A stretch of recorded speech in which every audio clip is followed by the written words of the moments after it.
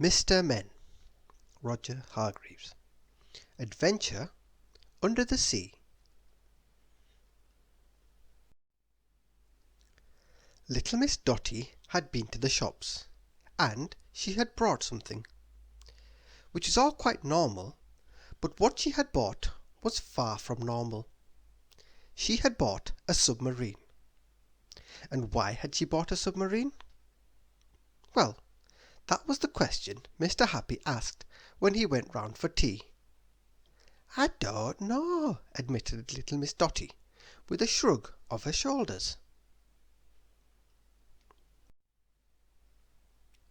She lives in the middle of a wood, in the middle of the countryside, in the middle of Nonsense Land, where the grass is blue and the leaves are pink.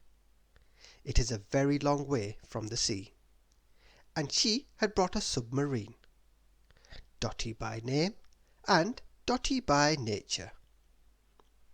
"We will have to take your submarine to Seatown," said Mr. Happy. And so they did. In Seatown they met Little Miss Sunshine, and she was very excited at the sight of the submarine. "That's just what I need," she said. "I am organizing an underwater expedition to find the lost city of Atlantis."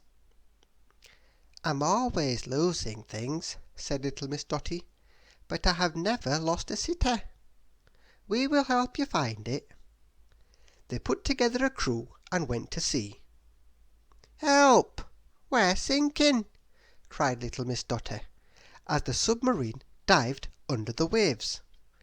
Mr. Happy explained how a submarine works.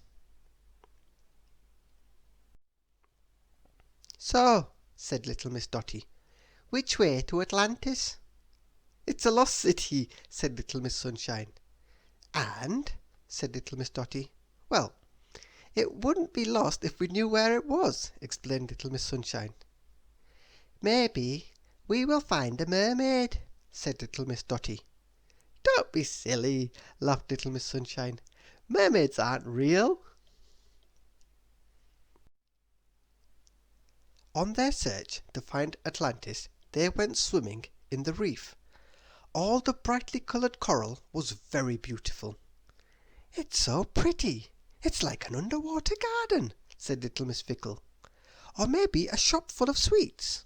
Or maybe a colourful painting." Little Miss Fickle can never make up her mind.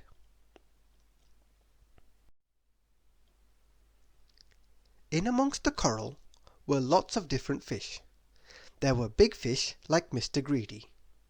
There were small fish like little Miss Tiny. There were grumpy-looking fish like Mr. Grumpy. There were jellyfish like Mr. Jelly. There were skinny fish like Mr. Skinny. And there were spotty fish that little Miss Dotty liked very much. What a lot of fish there were in the sea!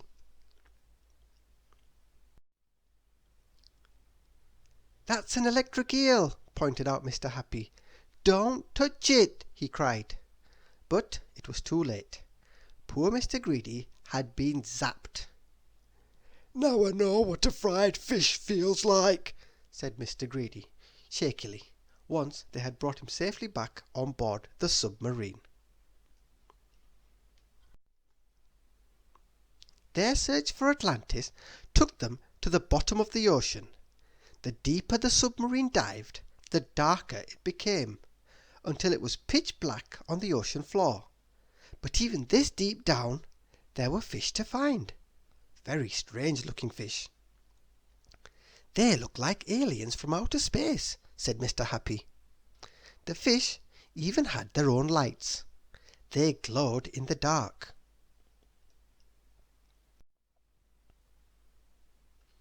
There was no sign of Atlantis in the depths of the ocean, so the submarine began to rise. Suddenly a whale loomed up out of the murky water, a sleepy whale. The whale opened its mouth and yawned an enormous yawn, and swallowed the submarine in one enormous gulp.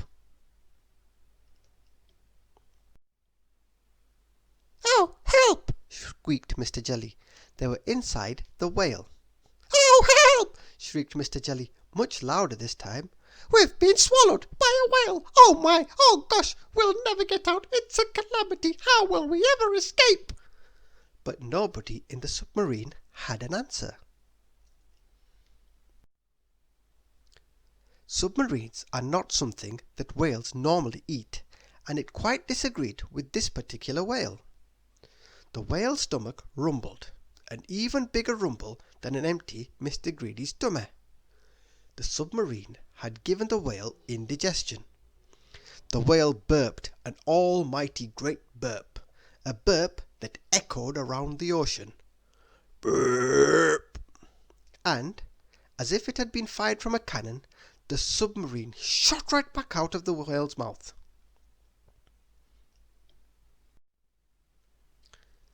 Which was very lucky. But that was not all, because the whale had helped them in their search. The submarine now lay in the ruins of an ancient city that had been submerged beneath the sea. "That's Atlantis!" cried Little Miss Dotty. "How on earth could you know that?" asked Little Miss Sunshine. "Look, there's a sign," said Little Miss Dotty, pointing to a stone signpost. And carved in the stone was the word Atlantis. "Oh," said Little Miss Sunshine. They found all sorts of things amongst the ruins. Little Miss Sunshine was very excited. There were statues, vases, coins, a sword, and even an ancient ship. It was a whole lost civilization. But Little Miss Tiny made the greatest discovery. She had found a mermaid. "How extraordinary!" exclaimed Little Miss Sunshine, when Little Miss Tiny showed her.